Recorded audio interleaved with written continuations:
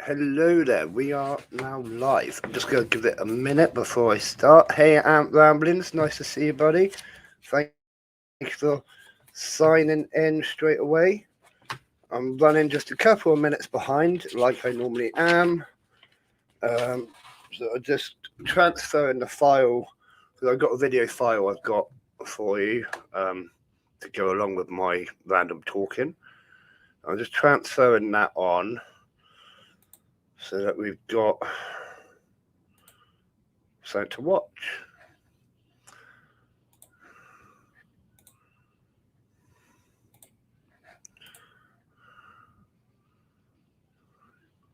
Yeah, I did see that in the Discord chat as well, buddy.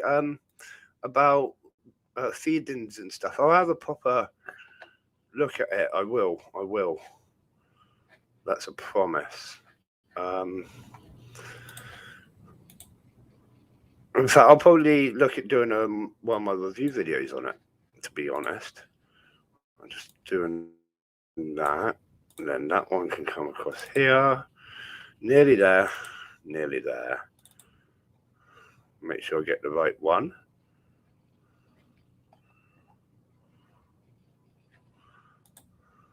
That's the one.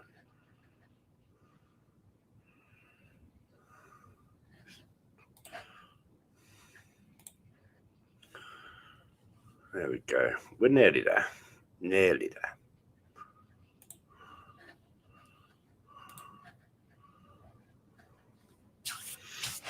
So yeah, I'm just going to be talking about my European honeypots. Absolutely awesome ants. Got some really cool footage and some cool pictures. Nearly done. It's just transferring files. It's my fault. Sorry. I should have been here like 10 minutes ago, but I just wasn't. To be honest, I was doing a fry up. I was really hungry this morning. So I had a fry up. My daughter was on the computer, so I just had to boot her off. I need the computer. Here we go.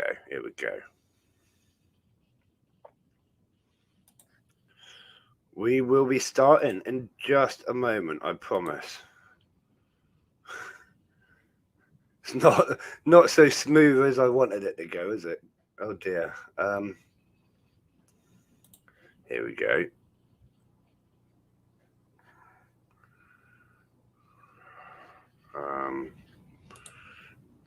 Which one was it? 102. 102 should be that one. Here we go. And add it in. There we go. Right, cool. We are ready to go. So I'm going to give you a live update on my European honeypots. If you've got any questions, just shout them out, put them in the comments, and I will stop talking, stop whatever I'm doing, and we'll have a little chat about whatever you want to know. So this is the nest I got. It's Tar Heel nest, as you can see, mini hearth. I thought it was really cool.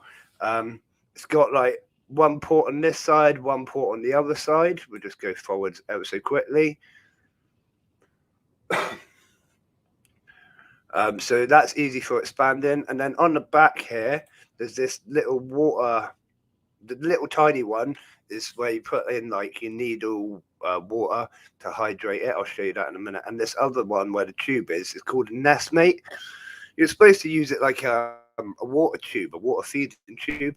To be honest, mine didn't work like that. I'll explain in a minute. I did read that sometimes they can be a little bit loose or leak a little bit. So it's something I did expect might be an issue. I thought it was a really cool nest in general. Like they're made to order. You can customize the insides, which is really cool. I went for like the stalagmite hanging thing, as you can see. And this front panel comes off. That's glass, and it's like held on with little magnets. So that's really cool. It was a little bit of a pain to get the ants in, but because they're honeypots, you're meant to do it with tweezers, basically, because of the pleats. They don't walk very well. But European honeypots are actually quite different. They seem to walk completely fine, and I'll show you that in a minute as well. So that's the outworld. It's completely empty. Just I went for a plain basic sand to give me as much space as I can get, basically, for like feeding and stuff like that. So this is how it comes.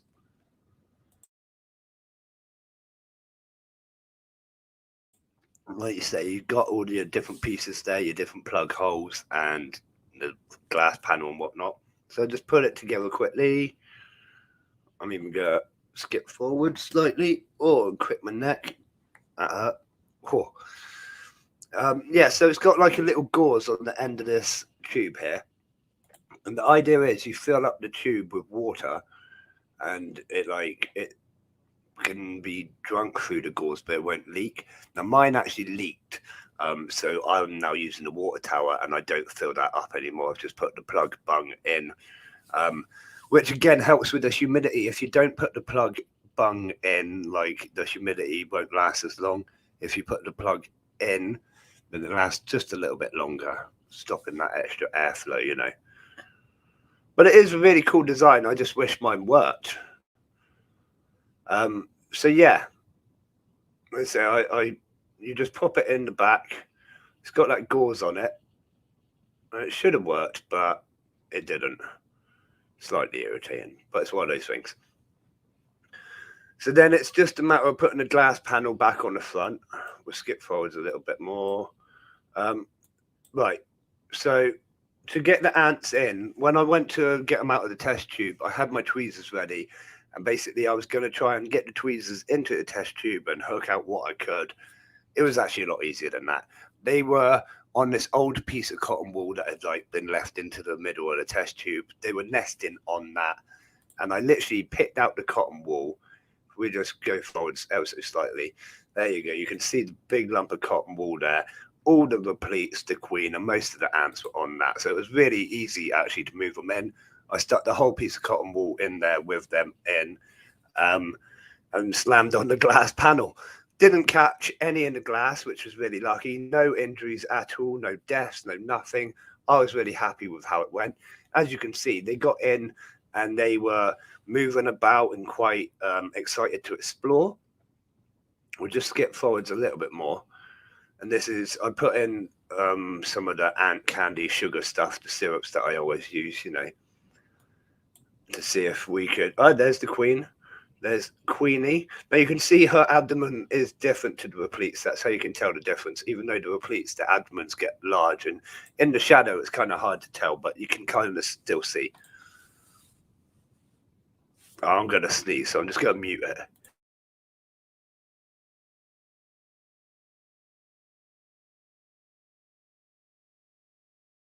Excuse me. So yeah, there's the queen. And as you can see, the repletes are walking about, the ants are walking about, all the workers are walking about, everyone's just doing their thing. And it didn't take long for the first worker to come to the surface to have a little investigation. Let's say if you've got any questions, just poke them out into the comments and I will answer as we go. Yeah, first worker come out, had a little explore, didn't really do a lot, didn't seem interested in the sugars to start with, but this is a whole new environment for them. So yeah, it is what it is.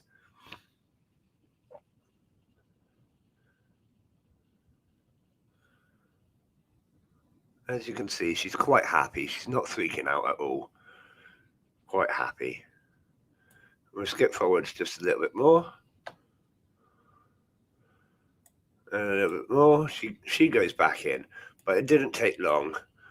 And there was lots of ants coming out to investigate. Have a little explore. We'll go forwards a bit more. There we go. Couple of ants coming out now. More. They say it didn't take long, and they were coming out to explore. But one problem that I did have, obviously, with the nestmate now leaking, is how am I going to give them water? So I put some water on a cotton wool ball, much like I did here, and I added that into the setup as well. The problem I then found was the outworld wasn't big. Like it wasn't big enough to have protein, carbs, and water all on different pieces of tin foil and keeping them separate. It wasn't tall enough to put the water towers in, which was quite irritating. So I added in a second outworld onto the side via one of those expansion ports. I had one of the Antboy UK outworlds, so that's what I went with. I just had it sat there spare. So let's just see if we can find that. So before we go on to that, there's some of the repeats. This round thing on the side is like they must be expensive. Never seen them for sale.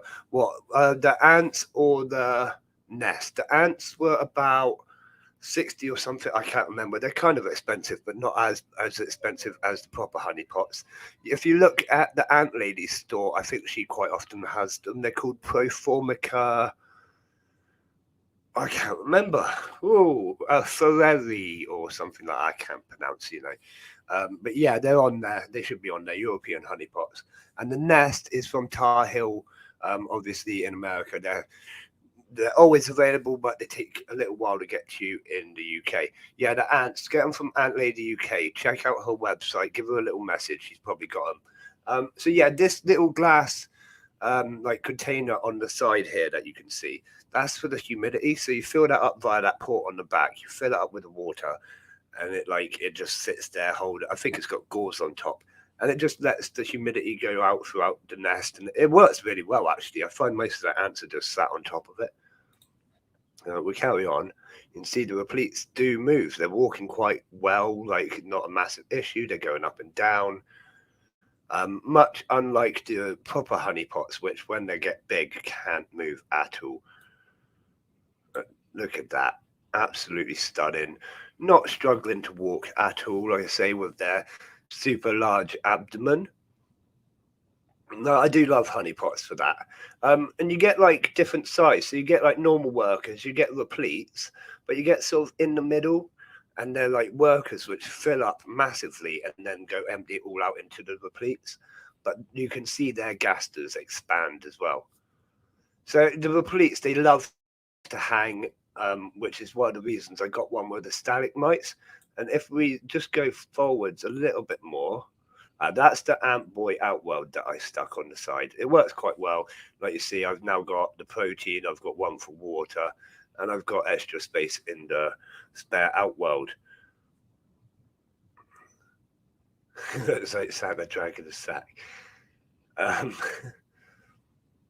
Yeah, it is a little bit. Right. The footage is all over the place. This is what I mean. I just couldn't make sense of the footage that I had actually taken. Like looking back at what I had got was just rubbish.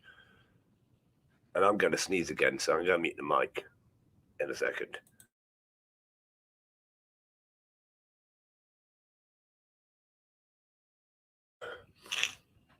I'm just going to pause it there. I looked back in at a later point and I used a little bit of light, which I never normally do. But look at those repletes. How cool is that? Super, super beautiful. Look at that. Obviously, I use red sugars, so that's why they're slightly tinted red. But I think I might start getting blue or green soon. How often do I feed them, and how long do I leave the food in? So I feed them. I tend to do protein and carbs on a Monday. And then on a Thursday, I will just do protein. And on a Friday, I will just do carbs. I tend to take things out after like a day or so.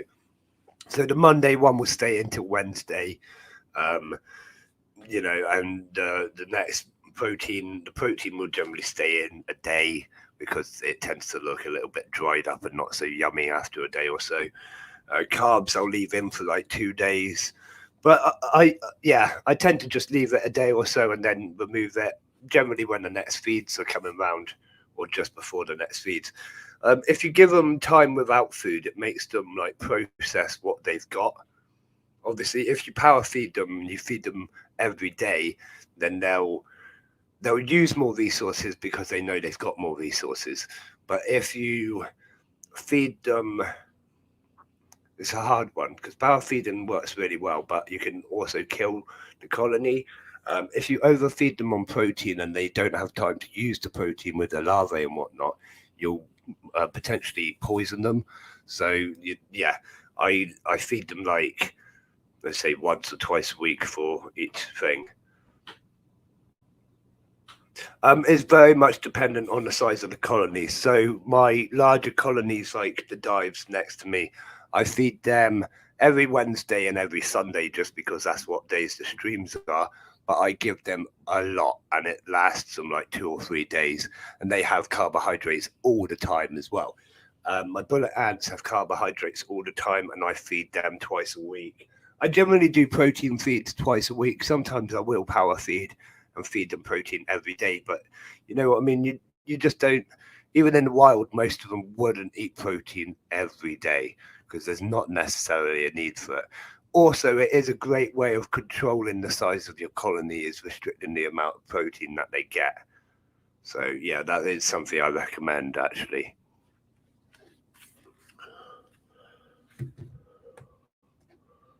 Um, I think I've just about covered everything that I was going to talk about. But if you've got any more questions, yeah, feel free to send them in. I'll stay here chatting for another few minutes. Those repletes are absolutely beautiful, though, aren't they? Shame we can't like zoom into it. Yeah, see, sugar water is good, but if the ants love sugar water, right? And if they fill up on sugar water, then they haven't got room in their social stomachs for the protein. So I like to give them a bit of space between if I can. Um, yeah, so like quite often I'll do like protein, and then 2 days later I'll do carbs, and 2 days later do protein or whatever. And in founding stage, I like to just feed them protein once a week, carbohydrates once a week, with a few days separate. How many repletes per normal worker? See, it's hard. I've got about 20 workers, but there's only these 3 repletes. But like I say, there's like probably another 3 or 4 of them are those half kind of size repletes, which still carry a lot. It'd be interesting to see if the count of repletes grows as the colony. Obviously, it will grow, but see if it like grows in proportion to the amount of workers. That's quite interesting, actually. I don't know how they really decide on who's going to be a replete. The Polyrhacus dives are still building, by the way. They've been building all night, and they've built loads. A huge layer on top of their nest.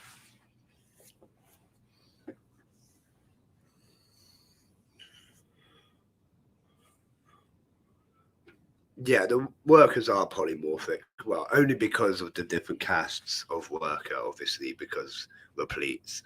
Um, the workers shouldn't actually be polymorphic. They should all roughly be the same size. But as I said, there seems to be like 2 or 3 castes of repletes, all of different sizes,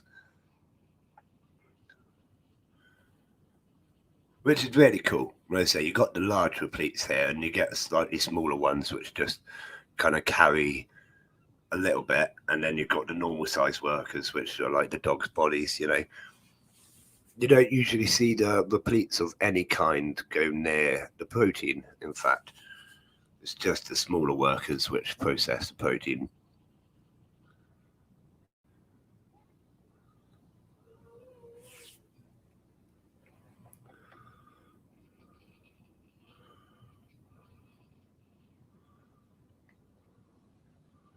Right, I'm going to give it about another 3 minutes on this stream, and then I shall be closing it because it's just a quick video today.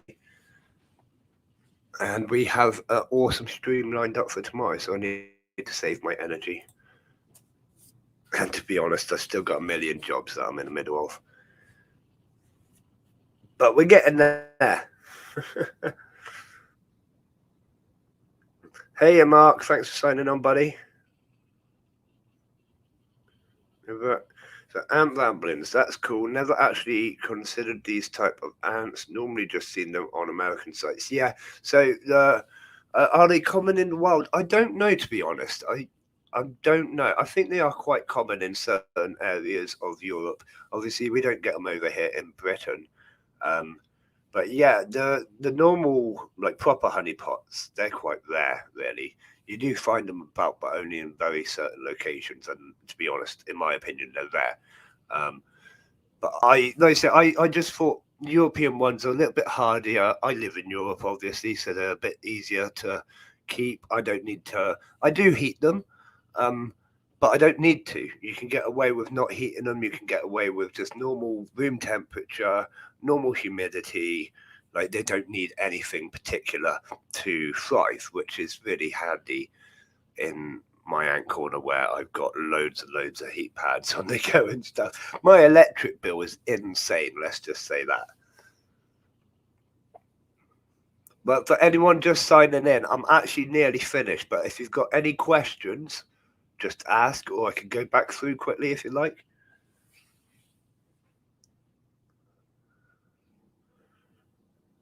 Yeah, they are definitely in one of my top 5 of the ants that I own. Not top 5 colonies out of all, because yeah, I've got some pretty insane ones that I want to get, but they're definitely in my top 5 of the ant corner. Oh, I'm getting blinded. That's not a filming light, that's the sun. Oh, it's about the only time we've had sun over here on Portland. See you later, Mark. Thanks for signing in.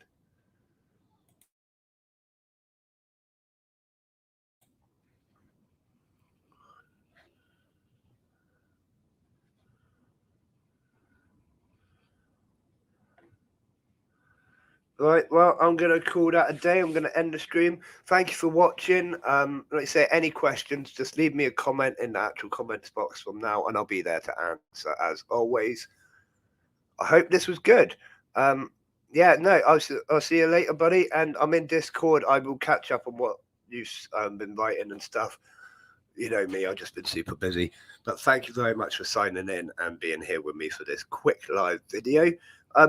I hope you enjoyed it, actually. I hope you enjoyed the style. I thought it was a little bit better to do this, like, because I can talk, but I'd like to have a bit more interactive, and you asking questions as well has really helped. So thank you. But I shall see you again soon. So as always from me, I'll see you again soon, Ant fans.